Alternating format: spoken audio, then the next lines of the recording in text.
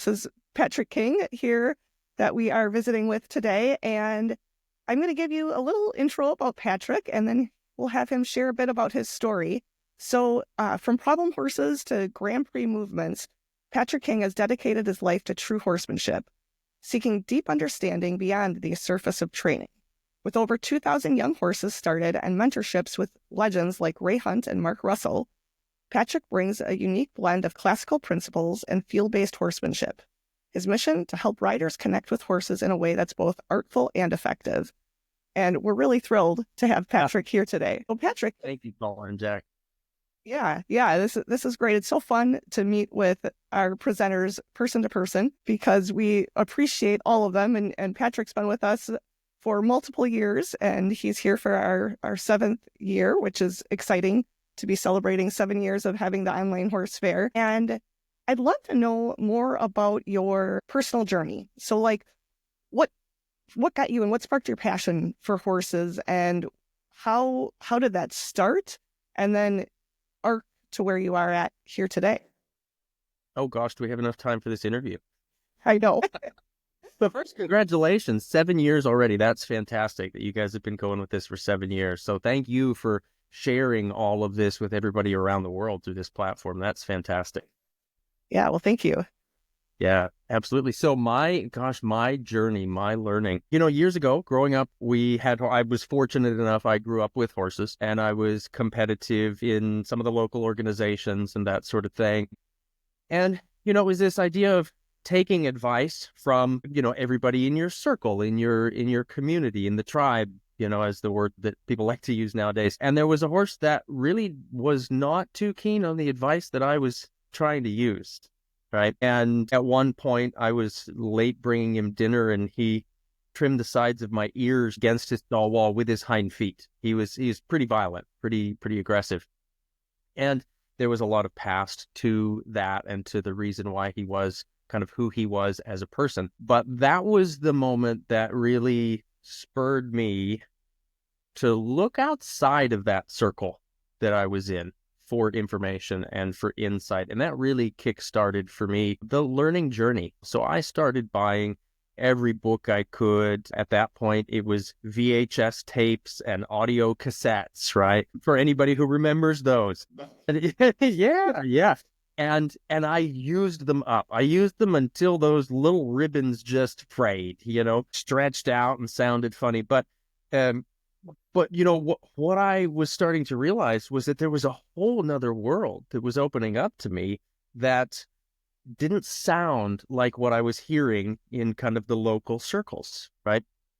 And so one book would make a reference to somebody else's book or somebody that they learned from. So then it was my quest to find that particular book. And this was when they were starting out with, you'd get the catalog in the mail from the book publisher, right? So I would make my wish list of all of the ones that I wanted, and every chance I got, I would add to the pile, And that ultimately, eventually led me to Ray Hunt and Tom Dorrance and reading their books and getting the access to the videos that we could find that were available there. And then ultimately to hosting a clinic with Ray. And of course, dipping my toe into any program that I could find, right? To help me with this particular horse. And I got a taste of a little bit of what everybody was doing, or, everybody in air quotes, everybody that I could find within the circles that I was searching for. And that really helped me to hear many of the same things in several different ways. Right. And that to me was really impactful and helpful for the learning, because it also caused me to think about each situation from several different perspectives. Even though I was looking at the same thing and I was still the same person, essentially looking at that same thing, but I could look at it listening to what this person said about it and then what this person said about it. And so that same thing got kind of like the Instagram filters, right? It's the same picture, but you can see it in several different ways. And that really helped me to begin to understand this horse a lot better. And it was from that, more horses started opening up. I got more opportunities to work with more, and things really started to grow from there. but my thirst for knowing more never quite got quenched. Yes, that's so interesting, and similar story to us and similar people. We found similar people, and I think you're right. You go from one, it's like a chain. You hear, this person talk about this person, and you move on to that, and so interesting because it really was a maybe a similar path that we ended up taking as well.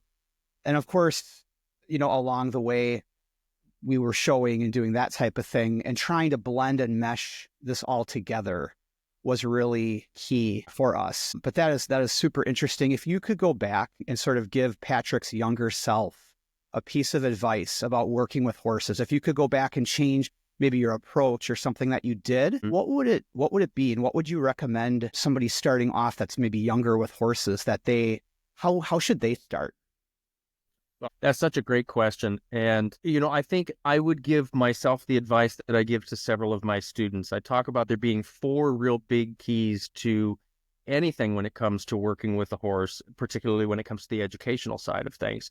And that's slower, softer, wait, and breathe, right? Like I really feel like those are those 4 big keys, And then I think always as well, that there's 3 things that we can't rush as much as we try and as much as we want to. We can't rush confidence. We can't rush understanding. We can't rush acceptance, right? We can nudge them along. We can try to help, but we can't rush them, And I think if I would have learned early on to slow down even more than what I thought I was going, I thought I was slowing things down. And I realize now that, boy, I was. Yeah. Yeah, I think those are really great suggestions because it applies to everyone. And then it really gets people to, start observing. I think when we're in a rush and in a hurry, we don't have that ability to really reflect and be in a state of awareness because we're not in the moment. We're on to the next step. And all of those pieces that you just shared take us to that piece of really being able to observe what's going on. And then we can do like the Ray Hunt, observe, remember, compare. So now we can make adjustments depending on what we see. But if we're not observing in the first place and remembering what took place, then when we get to reflecting back and making comparisons, how are we going to ever make adjustments? We weren't even aware of what happened initially. And Ray used to talk about concentration, coordination, and reflexes. And so this ties into that as well. And all those 3 ingredients, one has to find within themselves, especially coordination and reflexes. It's not something we can teach or force somebody to learn. It has to come from within themselves. And so that's all really good. We love what you have to say about that. Yeah, it's Ray said a lot of really great things that stand with me always. Yeah, absolutely. And to build onto that also, when we talk about that concentration, coordination, reflexes, I'm so glad that you brought that up. The concentration part, I think we can really easily get stuck in because oftentimes we have that concentration, like you're talking about, Paula, about the, what we're focusing on and how can we compare it at the end of the day if we're lacking in our awareness, right? When we're concentrating, I think it's important, can we be peripherally aware of the goal, right? But primarily aware of the horse's understanding and the horse's confidence. I think when it comes to the concentration, so often we get stuck in that where the primary focus is the goal, right? Rather than, there's something I heard someone say many, many years ago, and it was actually, again, they were reflecting on a lesson they learned from Ray Hunt. And it was the difference between the horse being the object and the horse being the objective, right? And that's one of those things that has always stuck as well. It's like, it doesn't matter if I get X, Y, or Z done if the horse doesn't feel great about himself in the process. Yeah, I think that's great. And, we've been talking a lot about, some of the philosophies of Ray Hunt and those influences in horsemanship, but you've also explored a lot of the classical dressage methods. And I'd love to hear how you have incorporated that with the teachings and horsemanship and been able to blend them, because I think it's a really powerful combination. And I'd love to hear about that. Yeah, and I think that it's a natural combination. And, again, going back to Ray, and so many things do over the course of my learning, but going back to Ray, he used to talk frequently about books that he read, right? And people that he would try to learn from and observe. And one of the books he used to talk about frequently was Dressage by Henry Windmalen. And that's where that line about the horse, getting the horse beyond plain usefulness, is something that Ray used to say all the time. And that's directly coming from that book by Windmalen. And so when, again, a book was mentioned, I got to read it. I gotta find that book, right? And so that started me on this idea of understanding a little bit more, not just the mental structures or the mental side of things for the horse, but then also the physical side of things for the horse. And I think there is an important overlap, right? Because we can get that horse relaxed and we can get him accepting, but I think about it now more as athletic relaxation, right? Rather than that whole, falling down in a puddle on the couch at the end of the day kind of relaxed, And so then what I began to learn more through the integration of the dressage is how can we get the horse mentally relaxed and understanding in the physical capability as well, on the physical side of things, that we can develop not only the mental faculties, but now also the physical faculties, right? How can we work the body? What are the angles that we want to work the body at? How can we help to support the joints in specific ways so that we can be building the muscles in specific ways and have that horse's mental engagement as the primary focus, right? Yeah. And that just seemed to fit so naturally. Yeah, it's like the English side of things is so much was so much conditioning, body, the physical rhythm, all these things are physical, and then we have sort of the horsemanship side of things, which is more philosophical and sort of for the horse. And it sounds like you really merged and sort of meshed those two together, which is brilliant, and that's awesome, So thank you for that. Yeah, absolutely. Thank you. And I have Mark Russell to thank for that. He was such a fantastic inspiration from that side. And the way that we got to meet is I was starting some young horses in a little small town expo that was going on, like a conference event. And Mark was there working with kind of bridging the gap into dressage. And it was just such a fantastic combination, because he had also had a bit of a natural horsemanship background and knew enough of so many things to be able to make these comparisons. And it was just so inspiring when he first started talking about, I thought I'd learned how to see a horse and see what was going on. And when Mark would pick up on the rein and say, "And did you see that?" "What? No, didn't see anything." And I thought I could see, right? And then digging deeper, digging into that feeling of, when you pick up, is it that invitation that the whole body releases into that? It's one thing, of course, to get that mind to follow you over there. But how is that mind following you over there, right? Is it that, again, that deeper kind of acceptance where the whole chain of the spine softens into that? If you pick up on the rein, can you feel the hind leg release just because you've picked up on the ring of the bit, and he really got me started down a path of seeing things a lot differently that way. Yeah, I think that's great. I think that, that idea of them releasing into it.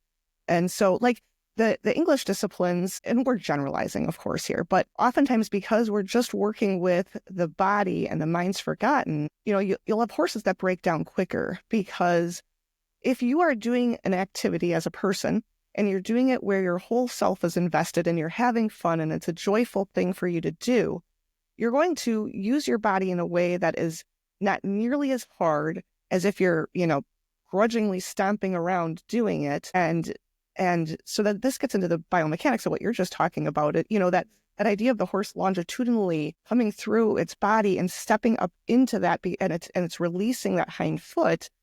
Now we're talking about both English concepts and the horsemanship concepts and bringing it together in a way that really supports the entire horse as an individual, mentally and physically. And I think that's great that you're bringing that all together, because horses need it, that, and so I'd love for you to share kind of a little bit about how your journey has changed in learning. Because I guess as horse people, we realize, and I think as you start to get further along in any sort of thing that you do, you realize, as you feel like you're getting more and more knowledge, you realize you actually know less and less and less, because it gets deeper and deeper and deeper. So I would love to hear how your story is changing, because now we have new tools and new ways of learning, right? We can learn online. We're not using VHS tapes anymore and just playing the same thing over and over. Books, of course, are still very valuable, and in-person learning is extremely valuable. So how has that changed, and what sorts of things have you started focusing on more and more as your life is progressing and your journey's, going deeper? That's a great question, and it's feel like it would be easy to give you a really long answer to that. We're so fortunate now. I still have a stack of VHS tapes, by the way, that I wish I could find a player to work with, because there's such great things in there. But as technology has advanced us, like we're talking about, it has opened up so many new worlds for us, right? The ability to, I spend half of my day now teaching lessons virtually. So I sit here at the screen just like this, and with riders over Zoom or Pivo or whatever they're using, we're able to communicate back and forth and coach in real time. And so that's been fantastic. And kind of along the way with this, there's been so much more, as always, right? But it feels even more now.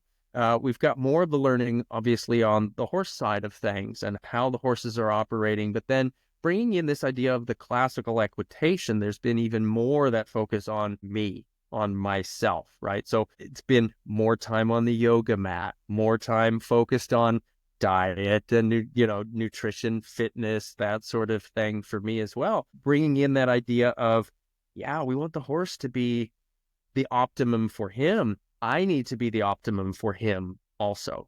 Right. And that, to me, that spans the disciplines. That doesn't matter what saddle we have on, right? Or the horse is wearing at that point. That's about who am I bringing to the table for the horse. And there was something I heard someone say, and I'll probably misquote it, and I don't remember who said it, but they were basically talking about, I believe it was some sort of a relationship quote, they were talking about, and it was, I'll take care of me for you if you'll take care of you for me, right?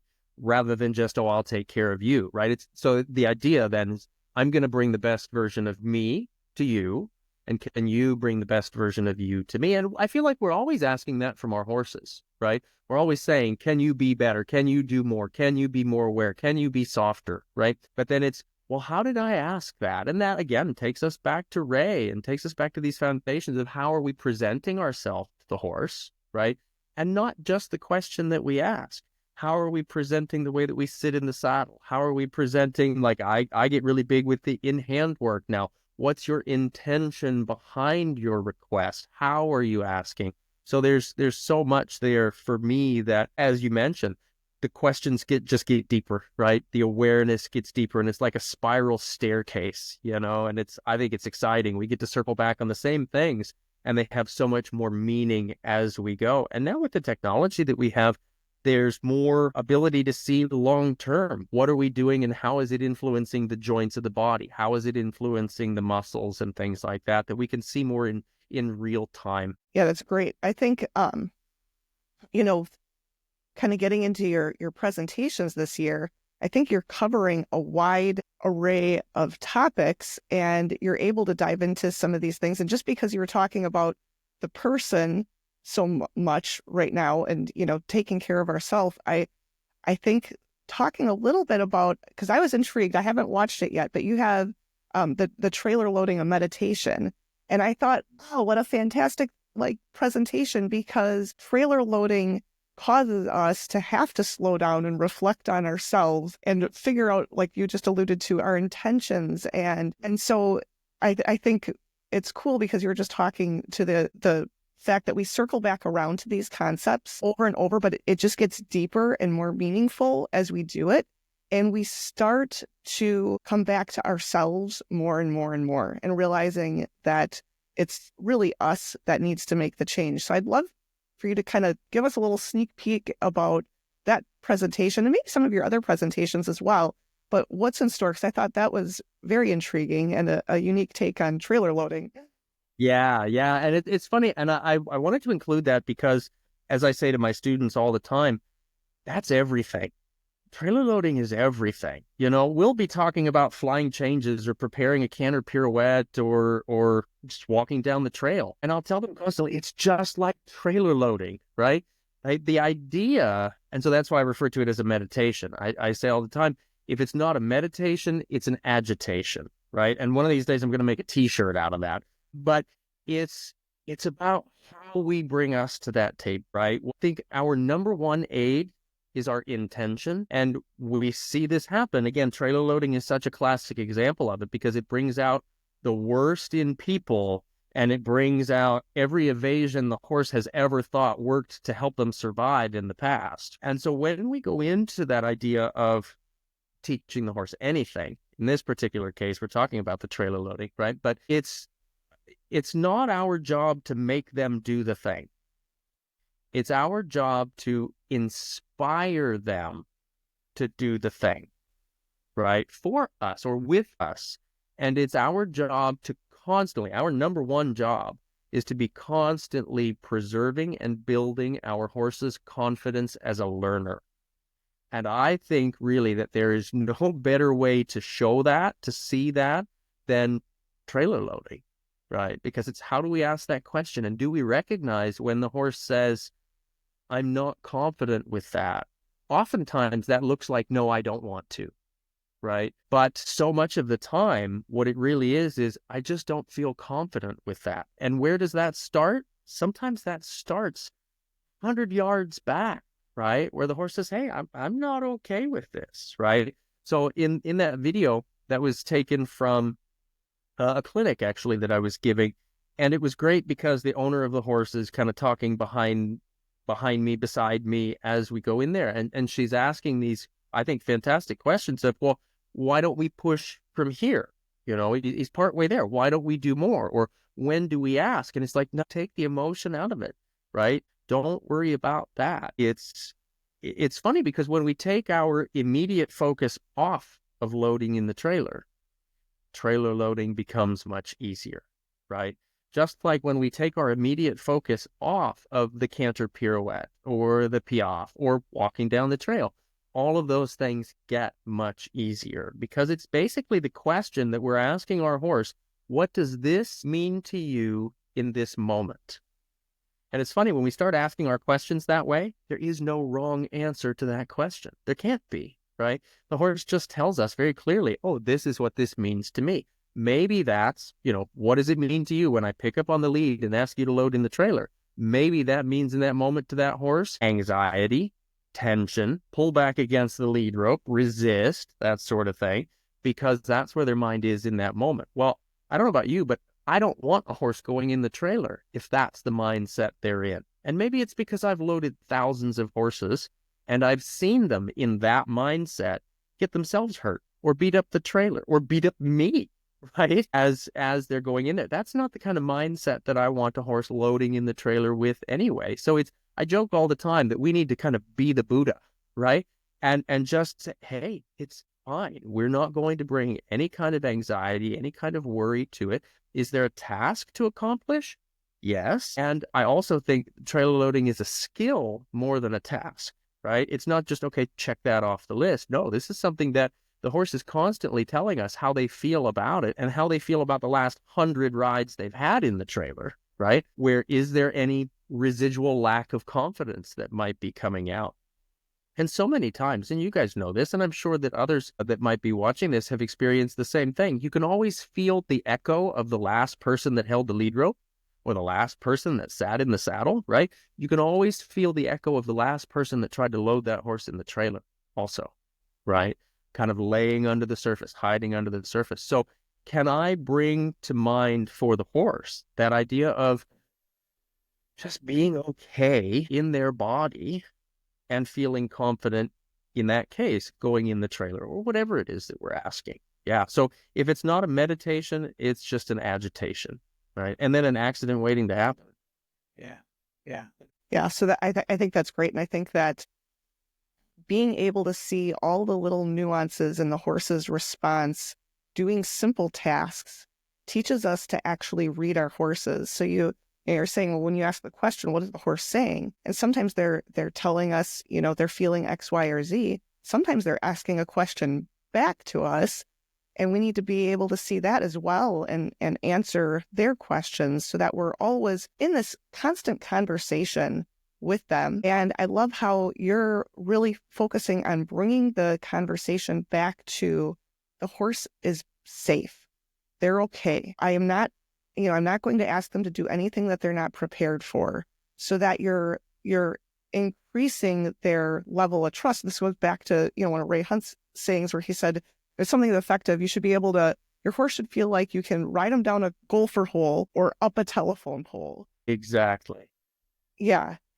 It's that amount of confidence that you're instilling in your horse, because every question that you ask them ends up building confidence instead of eroding. And then that trust comes through. And now we've got a partnership where, we can go do maybe something that we haven't done before, but because you're not getting those echoes that have come off of a partnership, maybe that's been based on, there's been some situations that haven't been so good, and now that echo is coming forward into the new situation. If it's been all really good stuff, then that new situation, the horse can only assume from its past that this is probably going to be all right as well. Exactly. For people, they can beat themselves up. They can say, oh, I did this to my horse and that to my horse. And we've all been there as trainers. And you reflect back and, you're always doing the best for where you're at in your journey.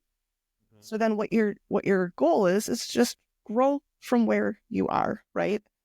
Yeah, absolutely. And I'm so glad that you said that too, that idea of, people getting down on themselves. There's a little bit this idea in a lot of our horsemanship circles that it's all on you. You asked the horse the wrong way. You presented yourself the wrong way.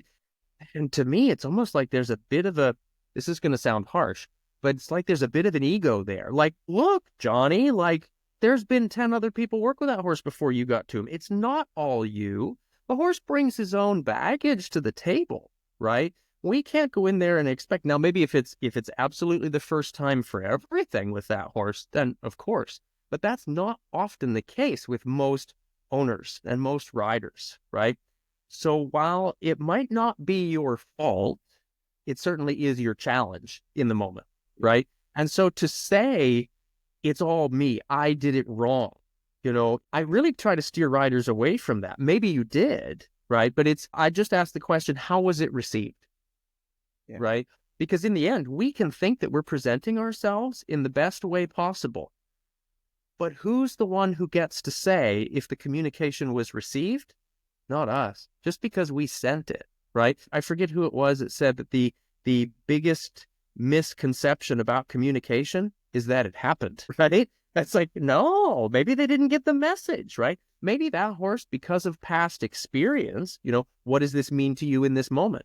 Maybe it means, la, la, la, la, la, stick my fingers in my ears and tune out of self-preservation, right? So you might extend your hand to shake my hand, but I've got baggage about hands being extended to me, right? It's not that you did the wrong thing. It's that in the past, I've built up these protective barriers, right, that have now led me to react in that certain way, right? But I think it's so easy for us to beat ourselves up and to get so self-conscious of, I'm going to do the wrong thing, right? Or I'm going to mess my horse up, right? And I try to tell students all the time, you can't mess your horse up. It has a brain. You want to see something get messed up? Let me deal with technology, like we saw at the start of this interview, right? Let me try to deal with technology. Let me try to deal with something that doesn't have a brain to think for itself. That's how things get messed up. You can confuse a horse, but you're not going to mess him up, right? Now, there are wild cases where we could say, yeah, that was a messed up situation. The horse got really bothered by that. But at the grand majority, you're not going to mess him up. You'll confuse him. You might frustrate him. You might make him anxious, but that's not messing up, right? Anything with a brain can make new decisions, right? Can make new distinctions. So that's what I try to get riders to think about all the time. Is like, don't be so afraid about messing it up. As one of my students said in a Zoom meeting we had last night, dare to be right. Dare to try, right? Don't be so worried about being wrong all the time. And I think that's a really important thing to think about. Yes, of course, it's our challenge, but it doesn't mean it was our fault. And when people are thinking about messing their horse up, or that they messed their horse up, or they might mess their horse up, they're thinking past, present, and future all at the same time. And they're not in the present. And so saying like trailering as a meditation, people have to be in the present. It's either going to work or it's not going to work. And to meditate is to become familiar with. So it's all about being familiar with yourself and your horse in the present. So when people are thinking about all these, I'm going to mess them up, they're not in the present. There's no way. So they've got to just get clear on visualization and then what they need to do to make so the horse understands. And so, I like everything you had to say. So well said. Yeah. Well, I likewise. Well said. That's really important to think about in the being in the now, right? Being in the isness of things, as Eckhart Tolle would say, Yeah. And it to me, it's always as well, not I'm going to fix this. I try to never get into a situation of I'm going to fix this or telling the horse, no, that's the wrong answer. I'm always coming at it with the idea of, let me clarify, right? Let me clarify. What's 2 + 2? The horse says 18. I say, oh, let me clarify, rather than no, you're wrong. If I'm correcting you, that comes with the assumption of, I try not to get into the whole domination side of things, but, if I'm correcting you, that's saying you're wrong and I'm going to fix you, right? Say that to a prey animal. Tell a prey animal they're wrong. Try to rush them in their learning, and you're going to see really quick how confidence gets thrown out the window and how now the body goes into self-preservation mode, right? But if we come to it with the idea of, let me clarify, or let me help you feel this, I think it changes, like you're saying, it gets us in that present moment, right? Rather than being all over the place and time traveling as it is, right? We try to do it all the time in our own head, but but here we are. Here we are. Right. Yeah. And I think horses pick up on when people are incongruent and they're coming in with the energy of the last conversation that they had just on the phone right prior to coming in with their horse, and or the past, present, future thing where they're thinking about other things. It's very unrelatable for the horse. And so, like, just going into what you were just saying too, you're really coming to a place where you're entering in that conversation again. You're being relatable. You are understanding that a conversation is a two-way street. So we need to be able to read our horse and see what they're saying, because like you said, sometimes they might be lying. And if we don't notice that, now we can't adjust our presentation in a way that's going to fit and allow them to, or invite them back into the conversation. So now we're actually communicating again. Exactly. Yeah. It's just like this, back and forth, right? It's a dialogue, not a monologue, right? Yeah, that's it. 100%. That's what the conversation is about. Yeah. So any other presentations that you're giving this year that you'd love to touch base on? Or oh boy, I'm pretty sure that I submitted a presentation on the Rein back. Yes, You did. That's one. All of my students will tell you that I'm obsessed with the Rein back. I like to joke that if we have 30 minutes to work with our horse and we don't do 87 Rein backs, we just wasted our time. Right. And obviously that's excessive and that's a joke, but I try to present on that, and I work with it with every horse and rider frequently, because coming from the mental side as well as the physical side, physically, the Rein back done well, or done, I'll call it properly, right? The proper Rein back builds and develops every muscle that the horse needs to carry the rider forward in collection, right?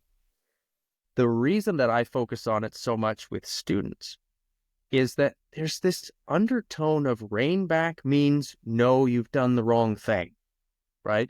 So riders, oftentimes, they use rein back as a correction. Oh, back that horse up. He did the wrong thing. Back him up. Rein back, like, to me, it's illegal. Rein back is not allowed as a correction, as a way to say you've done wrong. Because I never want the horse to think that using their body in a collected way is wrong, right? I want to always set the rein back up as that's a reset, right? We talk often in dressage and in every discipline, but you hear it ad nauseum in dressage about half halt, right? Well, what's a half halt? What does that mean? And there's a million different types of half halts for a million different situations. But a half halt is rebalancing. Okay, to me, that's the easiest way to refer to it. The rein back is the ultimate rebalancing gait for the horse. And I think about it as a gait, not a movement. It's a natural gait that the horse has. It's just not one that we see them doing very frequently on their own, right? And the rein back has, all these elements to it where it is a forward gait, as people talk about. And forward is not about energy or speed moving in the forward frontal direction. It's about the folding of the joints. It's about the activity in the joints and the body, right? And so rein back is, again, it's kind of an obsession of mine. When all else fails, rein back, reset, right? The rein back is for me, it's the reinforcement to a half halt that wasn't understood because it helps the horse to rebalance, right? It's all about bringing that horse back into that state of balance mentally as well as physically. And so it's not about pulling back, right? If we're pulling back, we don't have a rein back. We're just taking a horse backwards. And there's a big difference between a horse going backwards and a horse in rein back. So a lot of people get really anxious when we talk about asking for rein back because, I don't want him to do this to get out of work, or he's going to toss his head. He's going to do all these things. He goes crooked, whatever. That's only if the horse has been introduced improperly to the rein back to begin with. Rein back is another one of those things that we could think about as a meditation. When you begin to ask your horse for rein back, do you feel the top line release? Do you feel the stifles soften and prepare to fold, right? Does the horse begin to lift their back and grow taller in the withers, or do they drop? Do they invert? Does the head come up? Do the hind legs get stiff? If you try to continue with that, that's just a horse being drugged backwards. That's not a horse actually in rein back, right? So trailer loading and reining back are two of my, I guess I could say, my favorite things. But the rein back, I think, is essential and so often overlooked. Because in dressage, we just need 4 steps of it in that one test in second or third level or whatever. It's like, no, goodness gracious, you should be able to rein back the whole length of the center line by the time you get to that level of the test. And you should be able to rein back in serpentines if you want to. It's about really helping the horse, again, to release themselves. Like we talk about the horse being on the bit.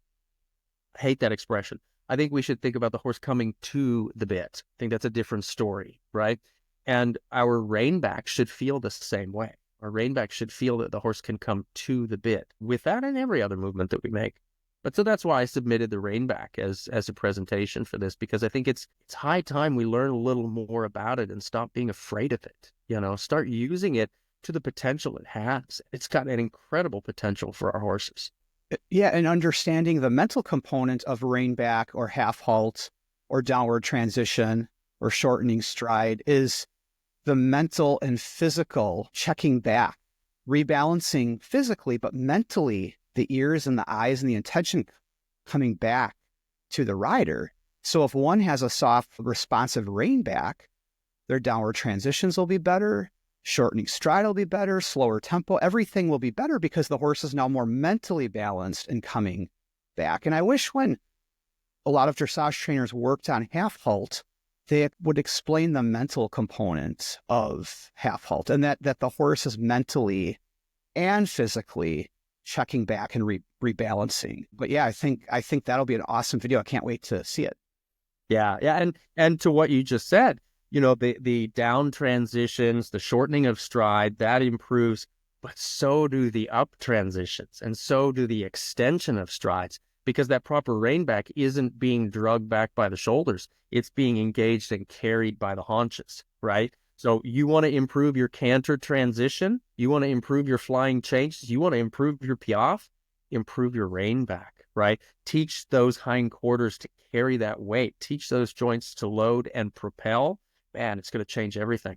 Yeah. Yeah, excellent. Yeah, I think that's great. And I think, the understanding of the balance, the horse being over their top line, the joints actually folding, because, you'll see horses that are going backwards, but they're leaving skid marks in the sand when they're backing up because they're not carrying, they're not balancing, they're not active, they're not really using themselves in a biomechanically functional way.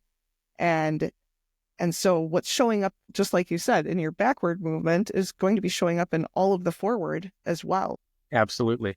Absolutely. Yeah. And so many of my teachers in the dressage side, when we're talking about, really classically developing the horse, when you prepare for a canter transition, you should also feel like rein back is under the surface of that, right? If you feel like you could carry into rein back, the horse is prepared for that canter transition because it means they're preparing to load those haunches.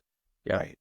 And I've often heard too that, a couple classical dressage concepts. One, feeling like you should be able to go from any one gate to any other gate immediately. And forward, think of forward as a willingness, a mindful willingness to move. Again, bringing the mental component to it. But the idea of a plane taking off a runway. And so when we ride a downward transition, can we have that sensation of riding a downward transition as if it would feel like an upward transition, meaning that the horse is sitting back and lifting in the front? So these are all like classical concepts that I think we often teach and think about, and sounds like we're just on the same plane here talking about this. Yes. Very good. Absolutely. And it's interesting to me. I find that horsemanship at its most basic level is all the same. Yeah.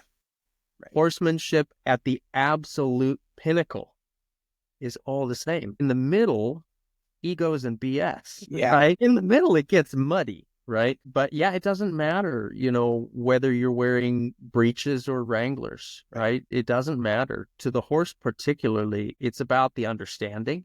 It's about the confidence. It's about the acceptance at all ends of the spectrum. The middle gets muddy because egos get involved and we struggle for learning and things like that. Some handle it in a different way. But yeah, at both ends of that spectrum, the very beginning and the very pinnacle, it's all the same. Doesn't matter what hat you're wearing.